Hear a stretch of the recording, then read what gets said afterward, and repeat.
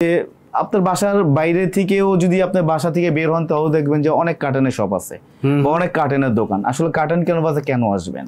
Carton canvas ভাই এইটা হচ্ছিল একটা ব্র্যান্ড শপ। আপনি বাংলাদেশে দেখবেন ব্র্যান্ড শপের কিন্তু একটা ঘাটতি আছে। হ্যাঁ, দোকান অনেক থাকতে পারে বাট ব্র্যান্ড শপের ভিতরে যদি আপনি একটু ভাগ করেন, একটা আছে লোকাল ব্র্যান্ড, একটা আছে গ্লোবাল ব্র্যান্ড, রাইট? তাই না?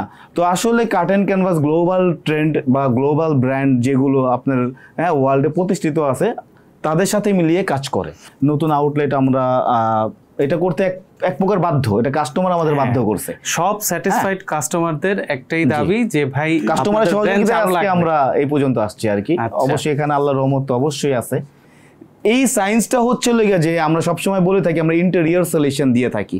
আমরা ফ্লোর, আমরা আপনার ইন্টেরিয়র, আপনার ওয়ালের কালার, হ্যাঁ, বাট আপনার রুমের সাইজ, এবং আমরা রুমের সাইজটা কতটুকু, এখানে এই সাইজের রুমে কোন কার্টেনটা দিলে আসলে সুন্দর হবে, এই সায়েন্স নিয়ে কিন্তু আমরা কাজ করি। আর এইটার জন্য কিন্তু আমাদের রিসার্চ টিম আছে যে আপনার ফ্ল্যাটে গিয়ে তারা আপনার টোটাল ফ্ল্যাটের সাইজ, আপনার কালার কম্বিনেশন দেখে আমরা কি কার্টেন সলিউশনটা দিয়ে থাকি। আমরা জিরো হ্যাসেল মেইনটেইন, যেটা আমরা বারবার বলে থাকি যে কাস্টমার শুধু আমাদের শপে জাস্ট ভিজিট করবে, বাকি দায়িত্ব আমাদের।